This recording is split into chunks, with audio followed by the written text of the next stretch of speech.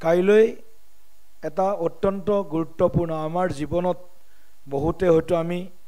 আমাৰ ক'ৰবাত 70 পিছত জন্ম হৈছে 71 পিছত জন্ম হৈছে 2-4 গৰাকীয়ে আছে 71 আগত জন্ম হোৱা 71 পাকিস্তান ভাৰতৰ যুদ্ধৰ সময়ত তেতিয়া এটা মক ড্ৰিল বা সাইৰেন যুদ্ধৰ প্ৰস্তুতি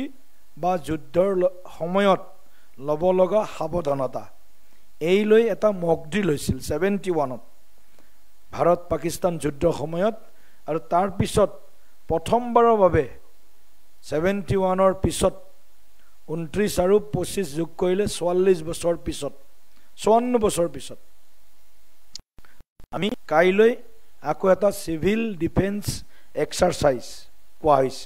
মক ড্ৰিল কাইলৈ আমি গোটেই অসমৰ 18খন জিলা 259খন জিলা বুলি নহয় বিশেষ স্থান ভাৰতবৰ্ষৰ 259খন জিলাত সিভিল ডিফেন্স এক্সাৰসাইজ বা মক ড্ৰিল হ'ব গতিকে কাইলৈৰ এই অনুষ্ঠানটোত আমি অনুষ্ঠান নহয় কাইলৈৰ এই মানে সিভিল ডিফেন্স এক্সাৰসাইজটোত আমি প্ৰত্যেকেই আমাৰ এডমিনিষ্ট্ৰেশ্যনক সহযোগ কৰিব লাগে যি তেওঁলোকে প্ৰশিক্ষণ দিব সেই প্ৰশিক্ষণবিলাক সন্দৰ্ভতো আমি অৱগত হ'ব লাগে যুদ্ধৰ সময়ত নিজকে কেনেকৈ সুৰক্ষিত কৰি ৰাখিব পাৰোঁ আৰু অন্য 10জনক কেনেকৈ সুৰক্ষিত কৰি ৰাখিব পাৰোঁ সেই গোটেই কথাবিলাক কাইলৈ মক ড্ৰিলৰ জৰিয়তে ভাৰত চৰকাৰে গৃহ মন্ত্ৰালয়ে এইটো কাইলৈ এক্সাৰসাইজটো কৰিব গতিকে কাইলৈৰ দিনটোত আমি আজি 4টা বজাত বেছি কৰিমেই তথাপিও আপোনালোকক কৈছোঁ যুদ্ধ হ'ব পাৰে বা নোৱাৰে এইটো আমাৰ হাতত নাই কিন্তু যুদ্ধ হ'লে আমি জিকিম সেই সংকল্পটো লৈ আমি কাইলৈ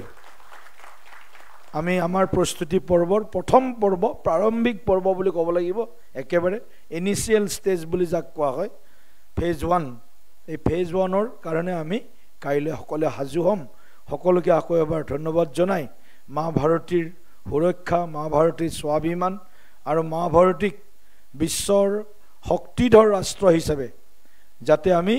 প্ৰতিষ্ঠা কৰিব পাৰোঁ সেই সংকল্পৰে সকলোৱে আমাৰ এই ৰাষ্ট্ৰীয়তাবাদী বিচাৰধাৰাৰ লগত সংপৃক্ত সমাহিত সংযোজিত হৈ কাম কৰি থাকক এই আশাৰে মোৰ বক্তব্য সামৰিছোঁ ধন্যবাদ